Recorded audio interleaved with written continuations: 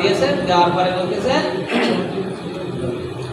আনিয়াবুদুল্লাহ ওয়াস্তানিবুত তাগুত, সব এক কথা হয়েছে তাগুতকে অস্বীকার করো আর আল্লাহর ইবাদত করো আর আল্লাহর দাসত্ব করো। আল্লাহর দাসত্ব মানে আল্লাহর হুকুম মানা, ব্যক্তিগত জীবন থেকে শুরু করে নিয়ে একেবারে রাষ্ট্র পর্যন্ত, রান্নাঘর থেকে নিয়ে পার্লামেন্ট পর্যন্ত, ব্যক্তি জীবন, পারিবারিক জীবন, সামাজিক জীবন, অর্থনৈতিক জীবন, রাজনৈতিক জীবন, সামাজিক জীবন, ভূতত্ত্ব, ক্ষুতাত্ত্ব, নির্গত, আইন, আদালত, কোর্ট কাছারি, ব্যাংক ব্যালেন্স, শিল্প, কল কারখানা, ব্যবসা, রাজনীতি, যেখানে যে অবস্থা বলেন তিবিয়ানান লিকুল্লি শাইইন, সব কিছু খুলে খুলে আল্লাহ রাব্বুল আলামিন কোরআনের ভিতরে বলে দিয়েছেন মা ফাররাতনা ফিল কিতাবি মিন শাইইন, এই কিতাবের ভিতরে কোনো কিছুই আমি আল্লাহ বাদ দেইনি, বলে সুবহানাল্লাহ।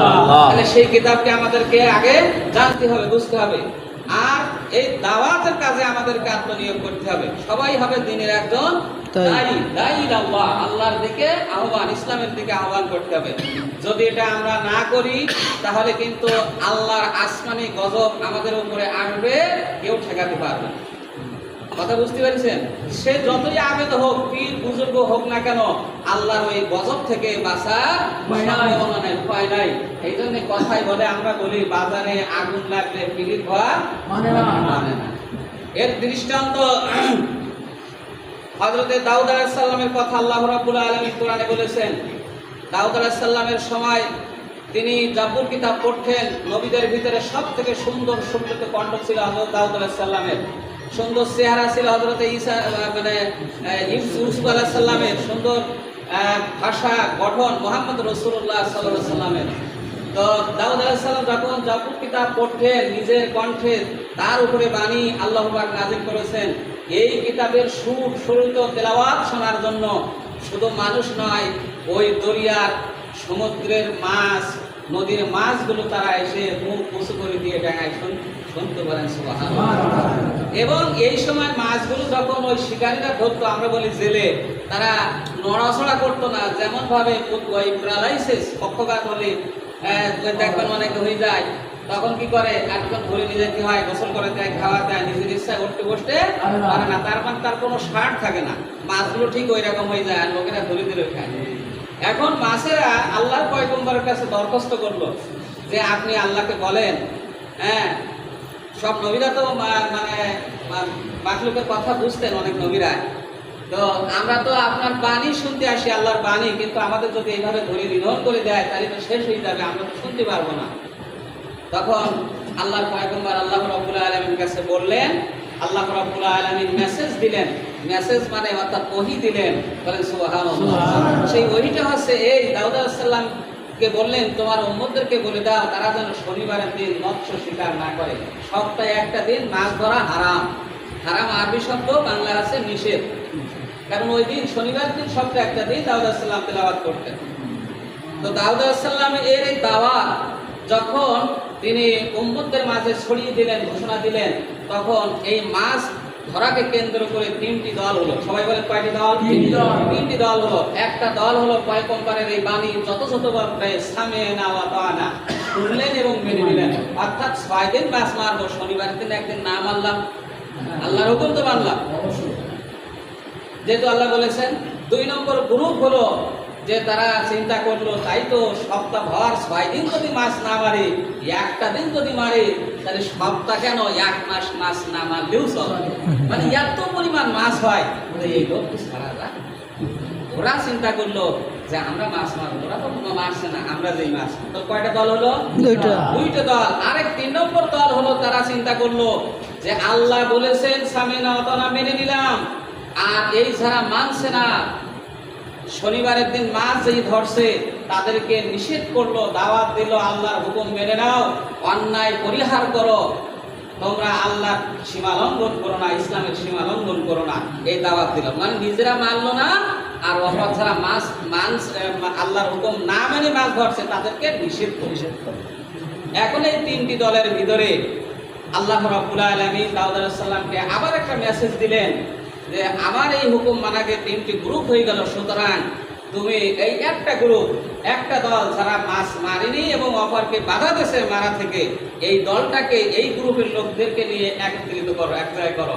আর বাকি দুইটি গ্রুপ থাকলো, দুটি দল থাকলো, কুনু কিরাদাতান খাসিন, রাতারাতি এই মানুষগুলোকে আল্লাহ রাব্বুল আলামিন গজব দিলেন, আযাব দিলেন, রাতারাতি তারা সব বান্দরে পরিণত হয়ে গেল। বলেন নাউযুবিল্লাহ। এখন প্রশ্ন হচ্ছে, ওই যে একটা দল, প্রথম দল যারা সামিনা ওয়া তাআনা আল্লাহর হুকুম শুনেছে এবং মানিছে, অর্থাৎ শনিবার তারা মাছ মারে না। প্রশ্ন জাগে, কেন তারা গজবের মধ্যে পড়লো, কেন তারা বান্দর হলো? ওরা তো আল্লাহর হুকুম তারা মেনে নিছে। কারণ একটাই, যে ওরা শুধু আল্লাহর হুকুম মেনেছে, কিন্তু ওর সন্তান, ওনার স্ত্রী, ওনার ভাই, ওনার বন্ধু বান্ধব, সমাজের লোক, দেশের লোক অন্যায়ের কাজ করতে করতে জাহান্নামের দিকে ছুটে যাচ্ছে, তাদেরকে বাধা প্রদান করলো না, এই জন্য আল্লাহর গজব তাদের উপরে এসে গেল। আল্লাহ রাসূল সাল্লাল্লাহু আলাইহি ওয়াসাল্লাম বলছেন, মান রাআ মিনকুম মুনকারান ফালিওয়াইয়িরু বিয়াদিহি ফাইন লাম ইয়াসতাতি ফাবিলিসানিহি ফাইন লাম ইয়াসতাতি ফাবিকলবিহি যালিকা আযাফুল ঈমান। এই হাদিসটা আল্লাহ রাসূল সাল্লাল্লাহু আলাইহি ওয়াসাল্লাম বলছেন ঈমান মাপার হাদিস। যেমন প্রত্যেকটা জিনিসের মাপ যন্ত্র আছে, থার্মোমিটার, বারোমিটার, ব্যারোমিটার, সব মিটার আছে, কিন্তু ঈমান মাপার হাদিস আছে এটা। আল্লাহ রাসূল বলছেন, সমাজের ভিতরে যখন অন্যায় কাজ, অনিসলামিক কাজ, খোদাদ্রোহী কাজ, নাস্তিক উত্তাদের কাজ, এই কাজগুলো যখন চলবে, তখন তোমরা শক্তি দ্বারা প্রতিহত করো, বাধা প্রদান করো।